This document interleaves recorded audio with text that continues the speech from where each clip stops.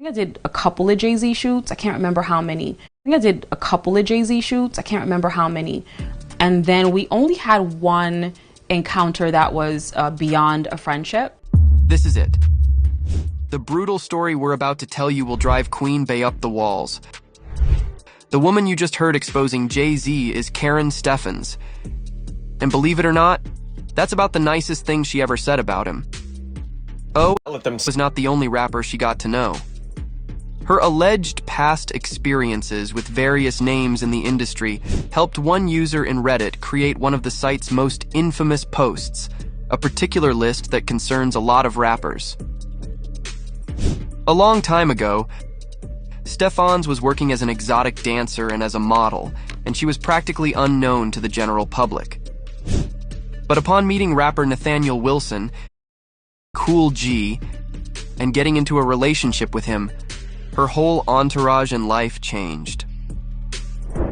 Amidst her tumultuous relationship with Wilson, Steffens started to work as a video vixen in the early 2000s, video vixen being the name given to women who appear on hip-hop or rap music videos back in the day.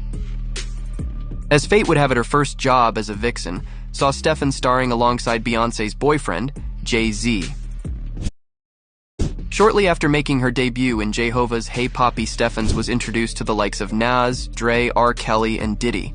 Of course, it wouldn't be a rap story if Bad Boy for Life wasn't involved, right? Before we get to him, though, let's just talk about Steffens and Jay-Z. According to the Vixen, not long after they met each other, they became aware of this tension between them. This ADHD. And on the day they filmed Hey Papi, out of the blue, they decided to, release that tension a little bit. In a blog that has gone extinct a long time ago, Steffens wrote, "I was one of Jay-Z's Beckies back in the year 2000 for about 3 minutes, which is about as long as it takes me to satisfy a man in the back of a Maybach while overlooking the beaches of Malibu." If you thought no one needed this much detail, brace yourselves for more. Jay and I feasted on our attraction to one another, rabidly and quickly. After just a few minutes, I lifted my head from his lap, wiped my lips, and knew we'd made a mistake. Leaving that disturbingly detailed retelling aside, if you're not a die-hard Queen Bee fan and know her discography by heart, you may be wondering what the hell Jay-Z's Beckies are. The name actually comes straight from Beyoncé's 6th studio album, Lemonade, and more specifically from the song Sorry, where Queen Bee introduced the world to his husband's most infamous alleged chicken and rice mistress, Becky with the good hair. In case you don't remember or know, the critically acclaimed single ends with Queen Bee singing, "He only want me when I'm not there. You better call Becky with the good hair." Now, it's really difficult to tell whether Becky in Sorry is actually Steffens. Not that she doesn't have good hair, but because her alleged brief sexual experiment with Jay took place, in her own words, pre-Yonsei. I want to explore The fact that Steffens alleged that Jay had more than one Becky in his life at the time makes this a lot more complicated. Now, we may never get to know which Becky Queen Bee was talking about, but we do know that Steffens herself was Becky for more than just Jay-Z. How do I know? Well, she said so.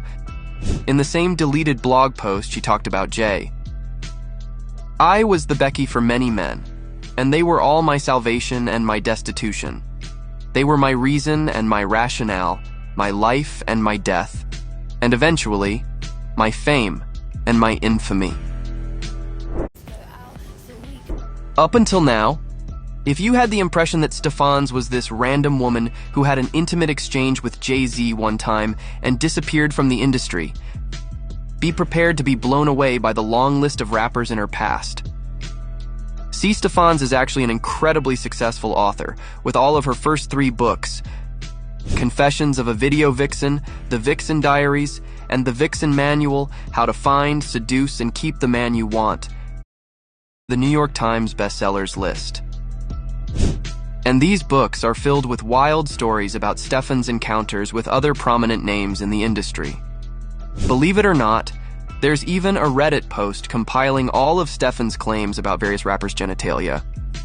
Now, I won't be going into the details of the said post, but let's just say that Stefan's alleges to know some rappers like very few do.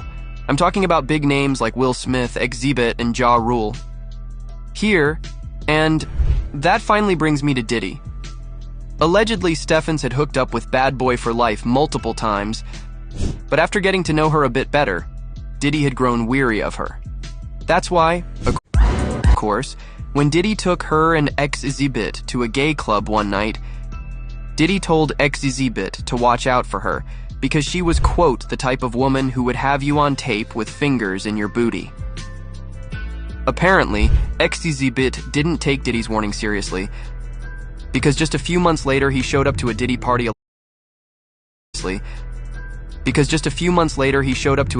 alongside Stefan's. According to Stefan's, Bad Boy for Life looked like he had seen a ghost, and he immediately told Exhibit to take Stefan's out of the party. Allegedly, Diddy has always feared that Stefan's would be the person to expose the intricacies of his wild parties. As we now know thanks to all the news reports on the matter, it wasn't her. Could she unveil new secrets about Diddy that we have yet to learn? We'll have to wait for Diddy's trial in May to find out.